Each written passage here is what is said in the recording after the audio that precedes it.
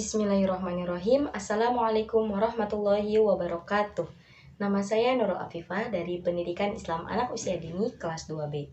Pada video ini saya akan menceritakan kisah kaum Ad dan Nabi Hud. Selamat menyaksikan. Ad merupakan keturunan Nabi Nuh.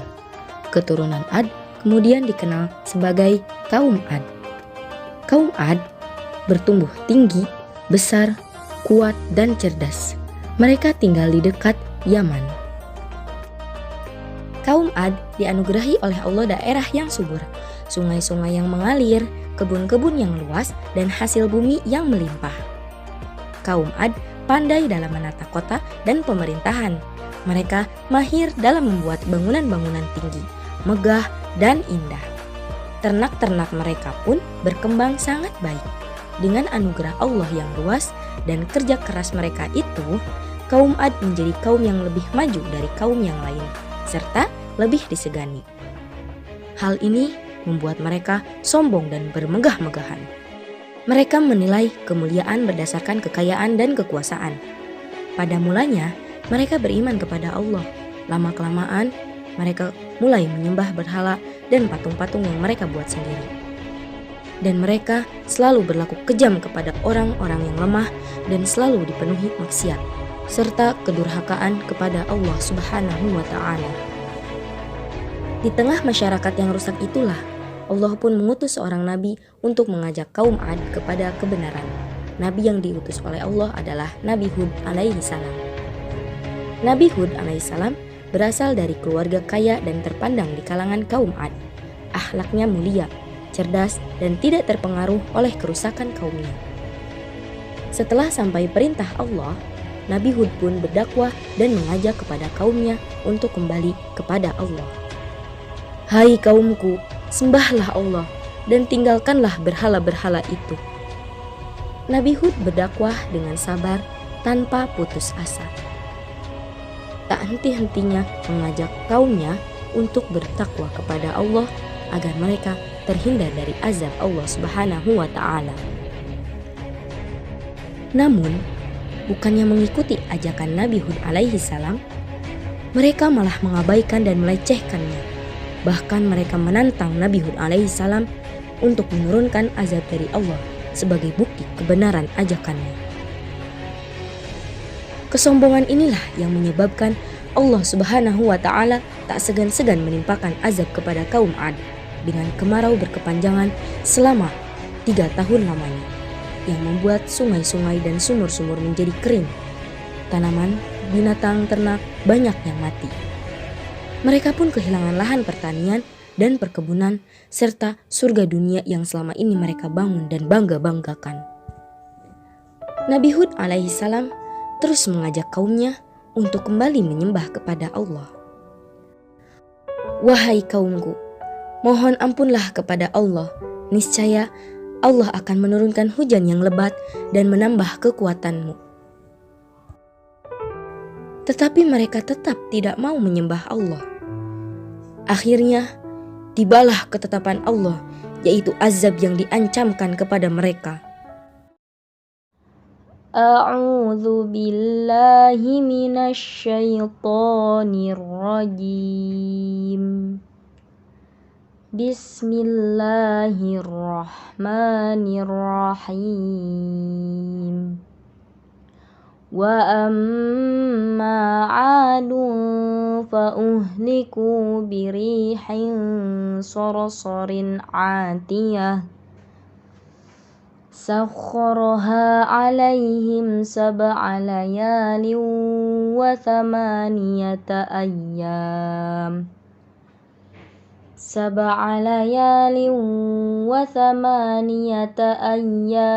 husuman fataral qawma fiha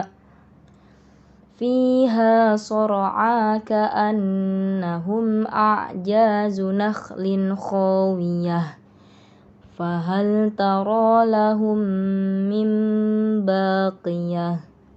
Shadaqallahul azim.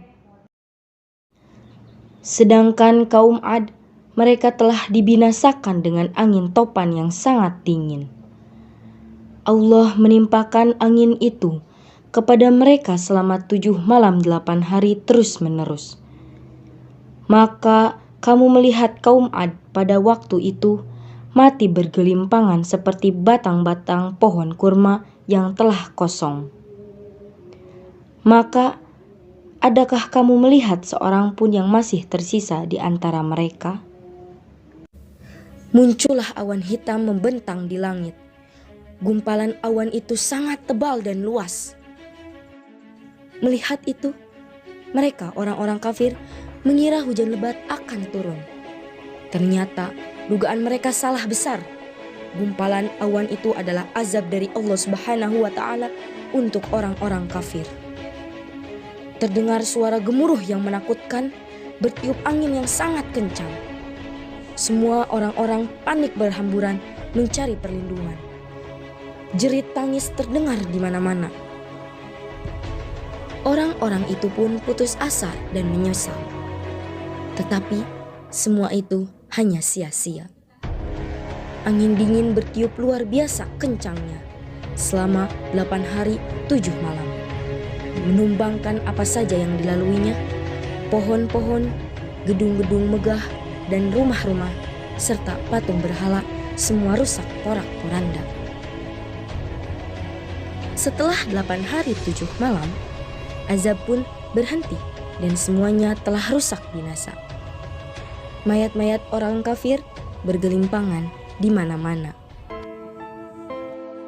Hanya Nabi Hud alaihissalam dan pengikutnya yang diselamatkan oleh Allah dari azab tersebut. Mereka kemudian hijrah ke Hadramaut dan membangun kehidupan baru di sana. Mereka hidup sejahtera dengan beriman kepada Allah Subhanahu wa Ta'ala. Hikmah yang dapat kita ambil dari kisah ini adalah kita tidak boleh berlaku sewenang-wenang terhadap orang yang lebih lemah daripada kita. Janji Allah pasti terjadi. Kebaikan bagi kaum yang taat dan azab bagi kaum yang durhaka kepada Allah. Tubuh yang sehat dan kuat, harta benda yang berlimpah, yang dimiliki itu hanya titipan dari Allah Subhanahu wa Ta'ala dan tidak pantas menjadikan kita sombong. Perlu kita sadari bahwa semua orang pasti mengharapkan kesuksesan dan kebahagiaan hidup di dunia. Namun semua itu tidak bisa diukur dari banyaknya harta dan pengikut yang dimiliki. Banyak orang yang berambisi mengumpulkan harta sebanyak mungkin untuk meraih kebahagiaan. Namun sebenarnya harta justru bisa menjauhkan seseorang untuk meraih kebahagiaan karena dapat membutakan hati nurani, bahkan bisa membuatnya jauh dari Sang Pencipta. Kita harus mengingat bahwa kehidupan di dunia pasti akan mengalami pasang dan surut. Kadang bahagia, kadang sedih, terkadang merasa dekat dengan Allah, terkadang terasa jauh hingga hati menjadi gersang. Ketika kita berada di bawah, maka janganlah putus asa, dan ketika kita berada di posisi atas, maka janganlah kecongkakan dan kesombongan menutup hati kita. Kehidupan di seluruh zaman dan masa selalu mengalami perubahan, karena memang setiap masa ada orangnya dan setiap orang ada masanya. Kita sendirilah yang mampu dan mengetahui apa yang terbaik yang bisa kita lakukan. Harus ada paksaan kepada diri sendiri untuk senantiasa mendekatkan diri kepada Allah jika kita merasa jauh. Harus ada komitmen untuk menyadari bahwa manusia adalah makhluk kecil tak berdaya di hadapannya. Kepada Allah lah semua pergerakan kehidupan ini berasal dan kepadanya pula semua akan dikembalikan. Relevansi kisah kaum Ad dan Nabi Hud untuk pendidikan anak usia dini adalah pendidik bisa mengajarkan kepada anak untuk saling menyayangi kepada semua orang dan sayang kepada seluruh makhluk Allah, mengajarkan agar tidak berbuat sombong, mengajarkan kepada anak agar selalu berikhtiar dan bertawakal kepada Allah. Demikian kisah kaum Ad dan Nabi Hud yang dapat saya sampaikan. Berikut akan saya lampirkan beberapa sumber yang saya ambil sebagai bahan kisah ini.